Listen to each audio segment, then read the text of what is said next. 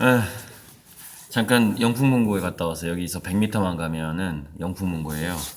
네, 이 책을 사러 갔다 왔습니다. 한 권으로 정리하는 4차 산업혁명 최진기. 그래서 이제 저는 이제 최진기 씨가 과거에 어떻게 살아왔는지 알기 때문에 4차 산업혁명 잘 모를 텐데 이런 책을 썼어? 이제 처음에 느낌이. 물론 이제 인공지능을 잘 모르는 이지성 씨 에이트보다는 좀 더 나을 거라는 느낌이 들었어요. 왜냐면 이 최진기 씨의 제가 기본 성격을 알기 때문에.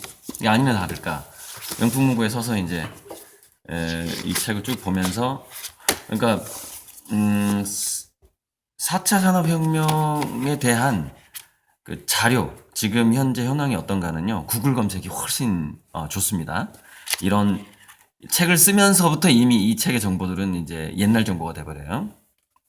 그래서 현재 신문이라든가 잡지, 전문 잡지, 그런 것이 4차 산업혁명의 현황을 아는 데는 훨씬 더 중요하기 때문에 제가 보는 건 뭐냐면 이 두 작가가 어떤 관점에서 4차 산업혁명의 현상들을 어떤 관점에서 어디에 더 비중을 두고 목차를 뽑았는가, 그걸 보게 되는 겁니다. 최진기 씨 같은 경우에는 좀 더 이렇게 넓게 보편적으로 지금 뭐 여기선 이런 일이 있고 저기선 이런 일이 있고 뭐 공장에선 이렇고요. 뭐 그다음에 일자리 문제는 이렇고 이렇게 좀 두루두루 다루는 편이죠. 그리고 최진기 씨의 이 글을 읽어보면 굉장히 겸손합니다. 무슨 얘기냐면 자기는 4차 산업혁명 잘 모른다예요. 기본적으로 컨셉은. 근데 내가 이렇게 자료를 모을 수는 있다. 이런 컨셉인 거죠. 그래서 가장 민감한 4차 산업혁명에서 가장 민감한 문제인 일자리 문제, 실업의 문제를 어떻게 대처할 것이냐의 마지막 문장이 이렇게 끝납니다. 전인기 씨는 여기 마지막 챕터 그 가장 민감한 문제에 대해서 이거를 이제 이지성 씨는 에이트 해라 이렇게 막 하는 거고 최진기 씨는 겸손하게 끝내요. 어떻게 끝내냐? 4차 산업혁명이 가져올 실업 문제 역시 인류는 기본소득제나 로봇세 그 이상의 빛나는 아이디어로 해결할 것이라고 저는 믿어 의심치 않습니다. 인류가 해결할 거예요 하고 끝내는 거야. 그러니까 자기가 이게 해결책이라는 얘기를 안 해. 굉장히 겸손한 거죠.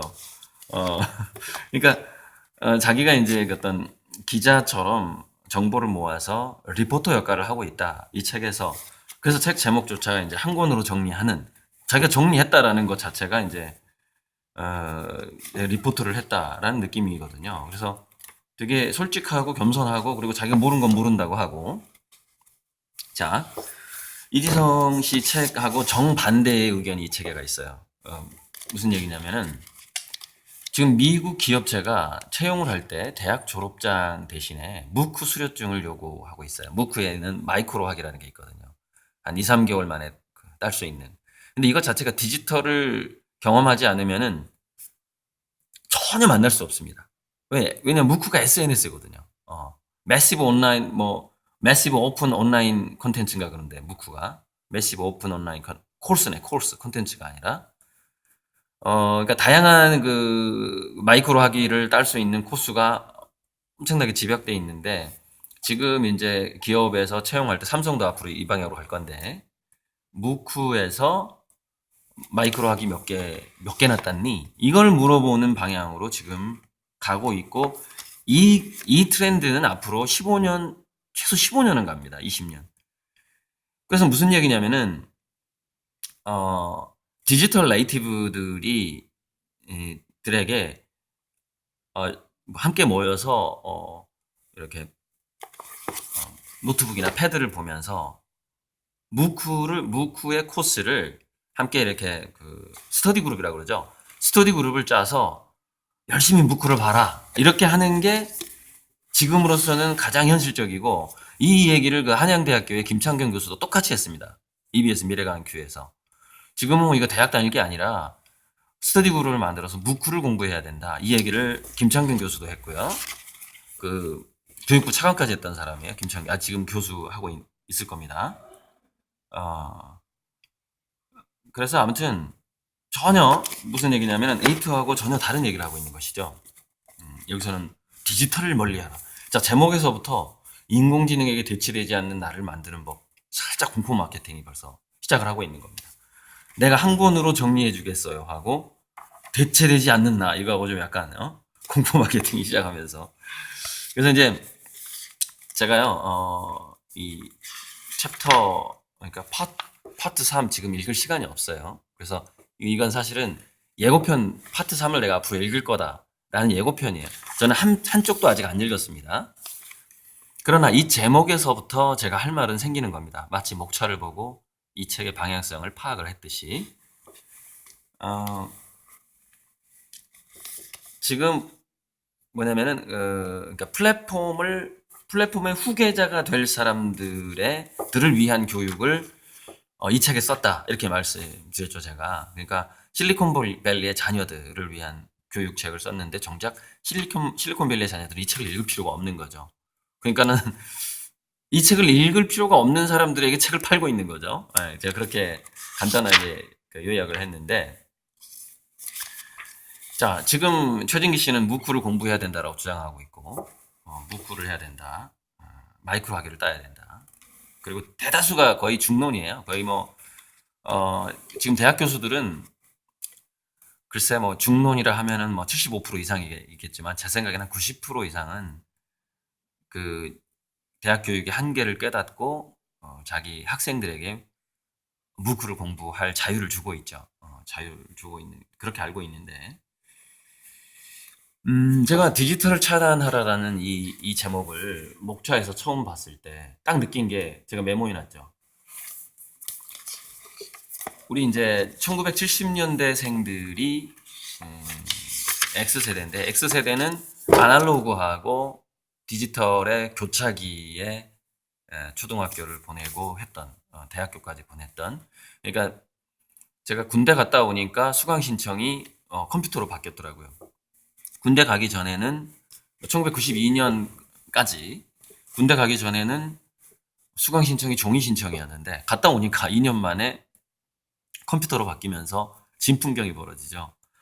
PC방에 가서 수강 신청을 하는 겁니다. 왜냐면 집에서 하면 속도가 느려서 수강 신청이 안 되는 거예요. 그러니까 학점을 잘 주는 교수의 강의장에 200명 정도를 대형 강의장에서 이렇게 뽑는데 그 200명 안에 들어가기 위해서 수강 신청 딱 떨어지는 전날 새벽이나 아침 9시다 그러면 PC방에 가요. 밤을 새기도 해. 딱 그 시간 떨어질 때까지 이게 수강 신청을 딱 작성해 놓고 딱 누르는 거예요. 엔터를 딱 누르는 거예요. 그러면은 그 200명 안에 들어가요. 그러니까 PC방에서 안 하면 못 들어가. 집에서 하면은 속도가 느려가지고. 아무튼 그런 풍경들이 벌어지고 있더라고요. 이제 군대 갔다 오니까. 아무튼 그 X세대는 디지털 교차기, 아날로그에서 디지털 교차기에 10대, 20대를 보냈다라는 특성을 가지고 있고 1980년생 이후는 디지털 네이티브라고 합니다. 디지털 네이티브. 그 다음에 90년생 이후는 휴대폰 네이티브, 2000년생 이후인가가 휴대폰 네이티브예요. 그러니까 노트북을 보고 큰 게, 어려서부터 노트북을 보고 큰 게 아니라 우리 아들도 그렇지만은 휴대폰을 가지고 놀면서 커요, 어려서부터. 그게 이제 모바일 네이티브라고 할 수도 있죠. 자, 이지성 작가의 말대로라면 제가 여기 뭐라고 썼는지 알아요? 디지털 네이티브 다 죽일 거냐? 디지털 네이티브 어떻게 할 거예요? 디지털로 소통하고 디지털로 공부하고 디지털로 커뮤니티를 하고 디지털로 취미생활을 하고 디지털로 게임하고 디지털 커뮤니티에서 자기 아바타가 움직이는 걸 너무 자연스러운 이 세대를 어떻게 할 거예요? 그 세대가 우리나라 대부분이야. 1980년 이후에. 그런데 디지털을 멀리하라고 이게 과연 한국인을 위한 책이냐고요, 지금. 한국이 디지털 네이티브가 얼마나 많습니까? 중국 같은 경우에는 PC나 노트북 없이 바로 휴대폰으로 넘어갔어요. 그래서 중국은 모바일 네이티브가 강해요. 그러니까 디지털 네이티브가 별로 없죠. 중국 같은 경우에. 물론 이제 인구로 따지면 우리나라보다 더 많을 수도 있지만. 그 다음 미국 이런 데는 디지털 네이티브가 제대로 못 됩니다. 왜냐면 인터넷 속도가 너무 느려서 그래요. 그러니까 우리나라처럼 인터넷 속도가 빠른 나라가 없었어요. 특히 1980년대 이후에. 굉장히 좁고, 그러니까 선도, 미국은 막 전국을 어떻게 커버합니까? 우리나라는 주로 또 수도권에서 이렇게 도시 같은 경우에는 PC방이 막 없는 데가, 안 보이는 데가 없는 정도였었죠. 그렇게 디지털 네이티브들이 자랐어요. 그러면은 그렇게 자란 애들의 그 경험도 자산이에요. 그러면 그 경험 자산을 활용해서 너가 어떻게 앞으로 4차 산업혁명과 이렇게 가는 게 좋겠다라고 책을 써야 우리 한국인을 위한 책이죠. 실리콘밸리 가정에는 IT 기기가 없다 이런 식으로 주장하면 어떡할 거예요 지금. 수백만 명의 우리 디지털 네이티브를 어떡하란 얘기예요 지금 한국에서. 그러니까 이게 실질적으로 내가 어떻게 해야 되는지 황당해버리는 거예요 이 책을 읽어버리면. 제가 목차만 보고 이걸 예측했잖아요. 이거 굉장히 읽으면 굉장히 황당할 거다. 내가 어떻게 해야 되는지 모르는 어떤 그런 느낌이 들 거다라고 목차만 보고 예측을 했잖아요. 읽으신 분들이 댓글을 다는데 내 말이 맞다는 거예요. 다 댓글. 목차만 보고 알잖아요. 제가 내용을 파악하잖아요. 자, 최진희 씨는 그래도 제가 본인이 스스로 4차 산업혁명의 전문가가 아니라 나는 그것과 관련된 정보를 모았을 뿐이다 라고 책에서 고백은 하고 있지 않지만은 말투가 그래요. 말투가. 그러니까 충분히 용서가 되고 이거는 내가 참고할 만한 책인 거죠. 그러니까 이 책을 읽어서 해가 되진 않는다는 얘기죠. 해가 되는 책은 아니에요. 도움이 돼. 조금이라도 되겠죠. 근데 이 책은 해가 되는 책이에요. 그렇게 차이가 있는 겁니다. 그러니까 물론 100%에게 해가 되는 게 아니라 100명 중에서 99명에게 해가 된다 이 말이에요. 1%한테는 해가 안 됩니다. 근데 그 1%는 이 책을 안 본다니까요. 자, 그래서 최진기 씨가 이제 마지막에 인공지능 얘기를 하면서 의인화 문제를 합니다. 그래서 이거는 굉장히 정확한 거예요.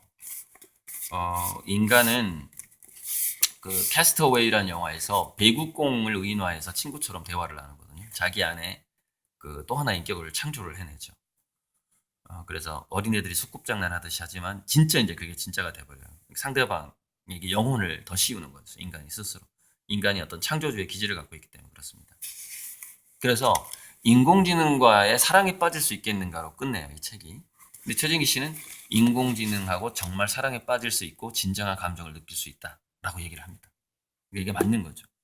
왜냐면 인간의 의인화가 본능이다. 그래서 이 책은 마지막까지 그러니까 최진기 씨는 정말 뭐랄까 겸손하면서도 똑똑한 사람이에요. 무슨 얘기면 자기가 책임질 얘기를 안 써. 그리고 확실히 이렇게 여러 사람이 중론으로 얘기하거나 아니면 자기 경험이 좀 있는 거에 대해서는 이렇게 얘기를 하는데 나머지는 나도 모르겠다고 끝내버려. 그러니까 뭐냐면은 정리만 해주는 거야 그냥. 그러니까 이 제목은 정말 잘 지은 거죠. 자, 제가 오늘 이 파트 3에 이거를 좀 리뷰를 하고 싶지만 어쩔 수 없이 내용도 진짜 얼마 안 되네 보니까. 그러니까 리뷰가 그렇게 오래 걸리진 않을 것 같습니다. 이게 파트 3을 통째로 할 수도 있을 것 같고. 하지만 오늘은 제가 하고 싶지 않습니다. 제가 하고 싶은 날에만 하는 거고, 오늘은 제가 최진기 씨가 이 사람 4차 산업혁명 전혀 모를 텐데 그러면서 이제 한번 이 책을 훑어본 거예요. 그러니까 자기가 모르면 모른다고 얘기한 겁니다. 근데 제가 말씀드리는 거는 구글이나 네이버에서 4차 산업혁명과 관련된 그러니까 이 목차를 보고 이 책의 목차를 보고 목차는 가져올 수 있죠. 그러니까 책값 안 들이고 4차 산업혁명하고 인공지능 문제에 대해서 공부하는 방법은 뭐냐. 이런 어떤 리포터들이 어떤 정리를 잘해서 보고서를 잘 쓰는 사람들이 새 책을 쓰면은 그 새 책의 목차를 보세요. 그 목차에 키워드가 나옵니다. 그럼 그 키워드를 그 책을 사서 보지 말고 그 키워드를 구글이나 네이버나 검색을 하는 거예요. 그러면 이 책에 나온 내용보다 약 1년 정도의 더 최신 정보가 뜨게 됩니다. 그래서 저는 이런 책을 안 사요. 목차만 보고 그냥 검색하면 되니까. 그리고 유튜브에 있는 영상이 훨씬 최신 영상이에요. 안 사는데 제가 이제 이지성 작가 덕분에 최진기 씨 이렇게 멋진 얼굴을 오늘 사서 볼 수밖에 없었네요. 네, 이상입니다 오늘은.